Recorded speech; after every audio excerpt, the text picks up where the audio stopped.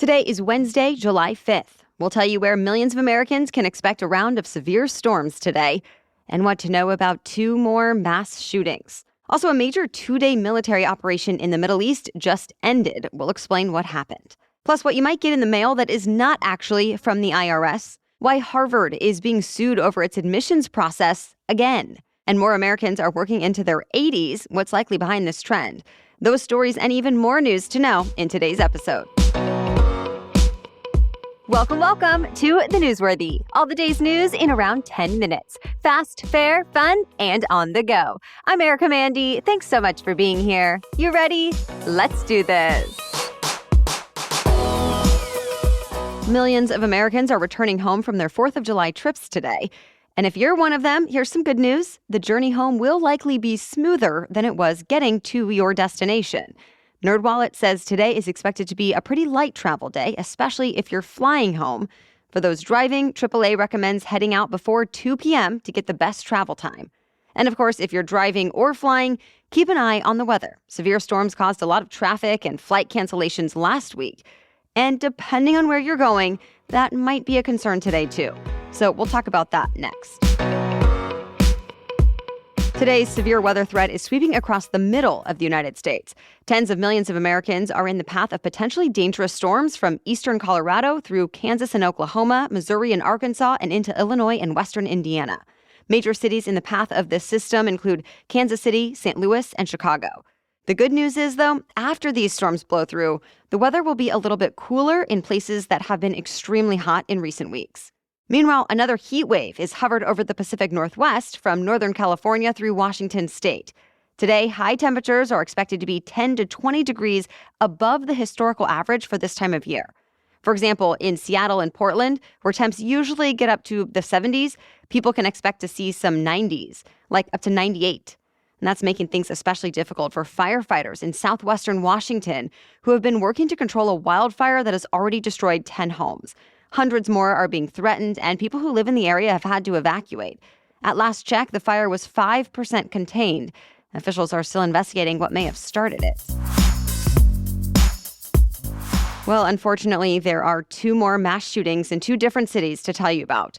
First, Philadelphia. There, police say a gunman in body armor used an assault-style rifle to randomly open fire on strangers on a street. Some victims were just walking by, others were in their cars. 5 people were killed and 2 were hurt, including a couple of children. Police did arrest someone, but haven't said anything about him just yet.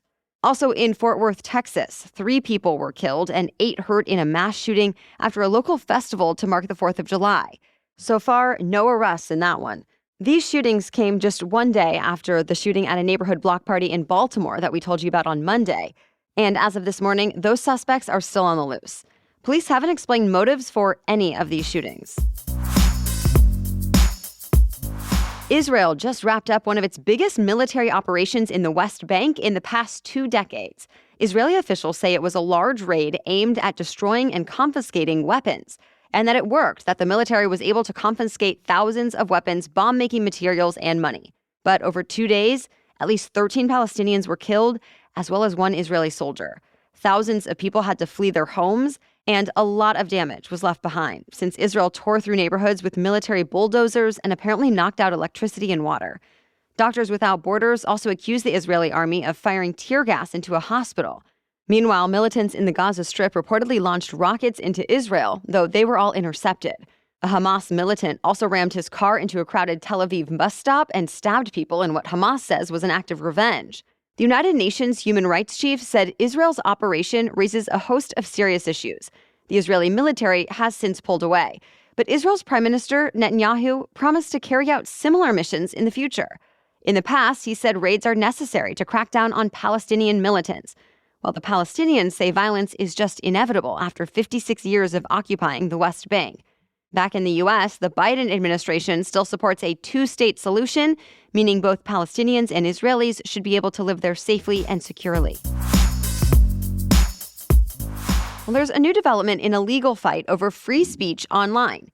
A federal judge issued a new order saying government agencies and officials are no longer allowed to meet and communicate with social media companies about what's considered protected speech.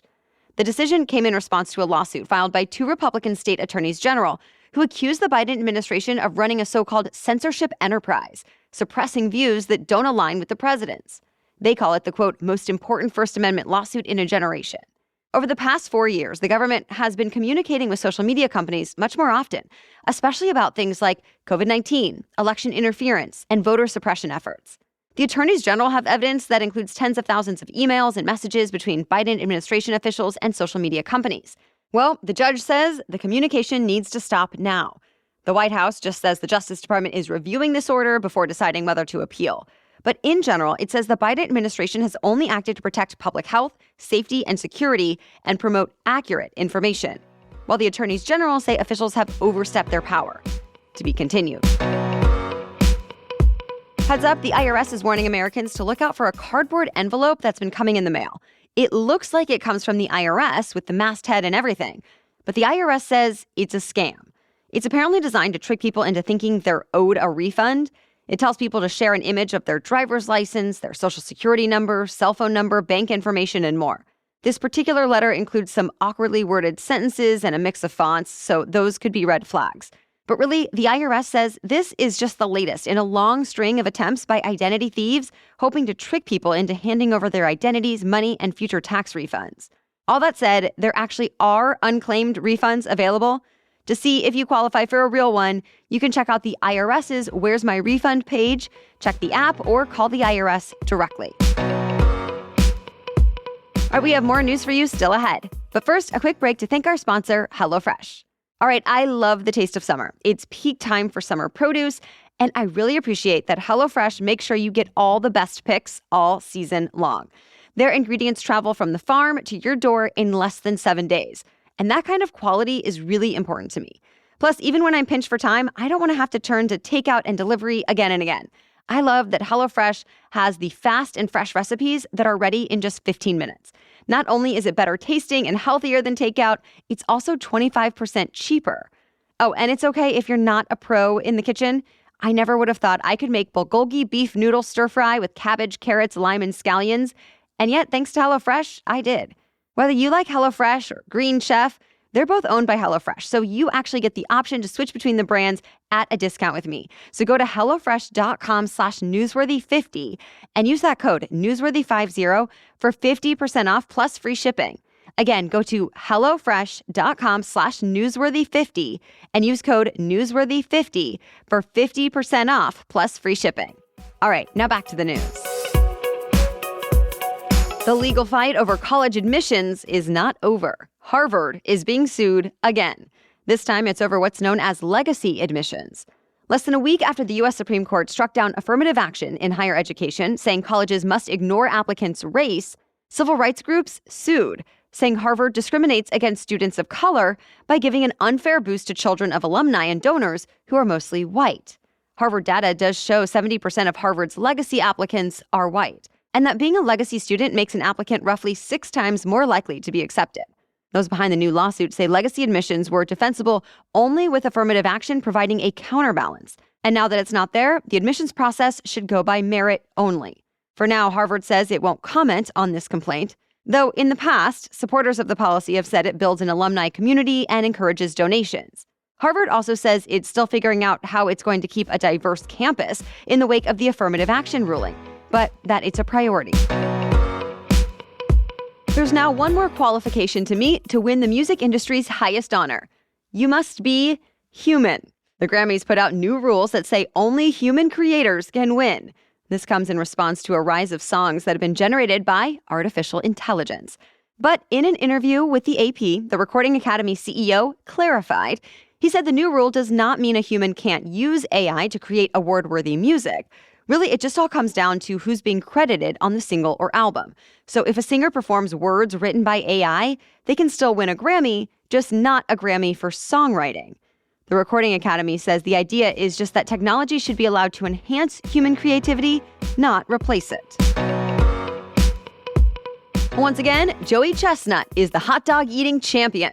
For the 16th time, he won the Nathan's Famous International Hot Dog Eating Contest on Coney Island yesterday. This time he devoured 62 hot dogs and buns in 10 minutes. That's 13 more than his closest competitor, but it actually didn't come close to his own personal record of 76. After eating 62, Chestnut said, quote, "I got leftover room, so I'll be having beers later." And yes, he says he'll be back again next year. As for the women's contest, Miki Sudo won her 9th championship with 39 and a half hot dogs and buns in 10 minutes. All right, now it's time for Work Wednesday, when we break down one interesting career or work-related news story every Wednesday. And today we are talking about how more and more Americans are working into their 80s. Take Harrison Ford, who's promoting his latest Indiana Jones movie right now at 80 years old. Jane Goodall is still protecting chimps at 89. Smokey Robinson is still touring at 83. And then, of course, there's President Biden, who's running for re-election, even though he'd be 86 at the end of a potential second term and was already the oldest person to serve as president. But they're certainly not alone. The Census Bureau says roughly 650,000 Americans older than 80 were working last year. So why not retire? Well, some people say they were forced back into the job market because they needed the money, but others say they just want to work, that they like the sense of purpose it brings, or that they get bored without a regular job. Either way, there's about 18% more people 80 plus in the workforce now than a decade earlier, and the federal government expects the number to keep going up in the future, partly because the baby boomer generation is getting older, but also because retirees need more savings than ever before to keep up with the cost of living and increased life expectancy. By 2030, it expects there to be almost twice as many workers older than 75 in the workforce than there were in 2020, while the participation rate for every other age group is expected to go down.